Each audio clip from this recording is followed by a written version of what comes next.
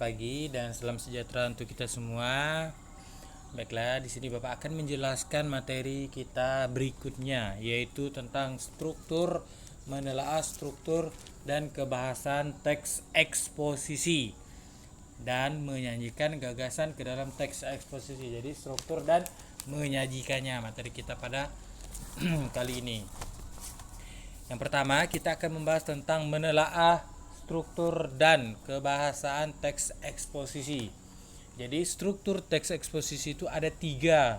Yang pertama tesis atau pernyataan pendapat, yang kedua argumentasi, dan yang ketiga penegasan ulang. Baiklah, Bapak akan menjelaskan satu persatu. Yang pertama yaitu tesis. Apa itu tesis? Tesis adalah bagian pembuka dalam teks eksposisi. Jadi tesis ini bagian pembuka dalam teks eksposisi. Sementara argumentasi merupakan unsur penjelas untuk mendukung tesis yang disampaikan. Jadi argumentasi ini adalah penjelasan terhadap teks eksposisi tersebut. Argumentasi dapat berupa alasan logis, data, hasil temuan, fakta-fakta, bahkan pernyataan para ahli. Jadi argumen ini harus berisi tentang pendapat-pendapat atau alasan-alasan logis yang masuk akal. Sementara penegasan ulang adalah bagian yang bertujuan menegaskan pendapat awal serta menambah rekomendasi. Jadi penegasan ulang ini dia menegaskan kembali teks tersebut, dan bisa juga dia menegaskan atau memberikan rekomendasi terhadap pendapat yang ia sampaikan. Yaitu struktur teks eksposisi itu ada 3. Yang berikutnya yaitu menyajikan gagasan ke dalam teks eksposisi ya. Jadi yang kedua yaitu menyajikan gagasan ke dalam teks eksposisi. Nah, untuk menyajikannya ada beberapa syarat yang harus kamu penuhi sebelum kamu menyajikan teks eksposisi itu. Yang pertama yaitu penulis harus memahami tujuan tulisan dalam produk yang akan ditulis. Jadi penulis ini harus paham dulu apa yang akan ia tulis.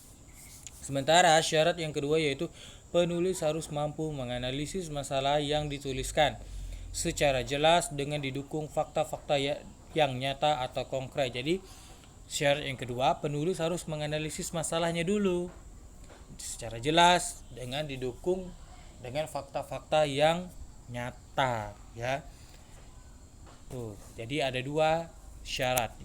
Yang berikutnya langkah-langkah dalam menyusun teks eksposisi. Nah, jadi yang berikutnya ini ada langkah-langkah menyusun teks eksposisi. Yang pertama yaitu menentukan topik. Jadi topiknya kamu tentukan dulu. Apa kira-kira yang akan kamu buat? Apa yang akan kira-kira kamu tulis teks eksposisinya? Yang kedua, menentukan tujuan eksposisi. Jadi kamu harus menentukan tujuan teks eksposisi ini apa, ya. Jadi tujuan teks eksposisi ini apa? Yang ketiga, memilih data yang sesuai dengan tema. Jadi datanya ini harus sesuai dengan tema. Istilahnya harus nyambung. Tak mungkin kan temanya tentang kebersihan, kamu tulis temanya tentang liburan. Nah, itu tidak nyambung. Jadi datanya ini harus sesuai dengan temanya. Apa temanya? Datanya pun harus menyesuaikan. Yang keempat yaitu menyusun kerangka karangan. Nah, jadi sebelum kamu menulis, kamu susun dulu kerangka karangannya agar pada saat kamu menulis, kamu lancar dalam menulisnya, tidak bingung lagi. Yang kelima, pembahasan dengan mengembangkan kerangka karangan. Jadi yang kelima ini mengembangkan, pembahasannya itu dikembangkan lagi. Setelah kamu buat kerangka karangan, kamu kembangkan lagi. Dan yang keenam, membuat simpulan. Nah, membuat simpulan ini haruslah penting. Ya, jadi haruslah penting membuat simpulan, karena kalau tidak ada simpulan, kamu tidak tahu atau orang tidak tahu ceritanya ini tentang apa. Jadi simpulan itu sangatlah penting dalam teks eksposisi ya. Jadi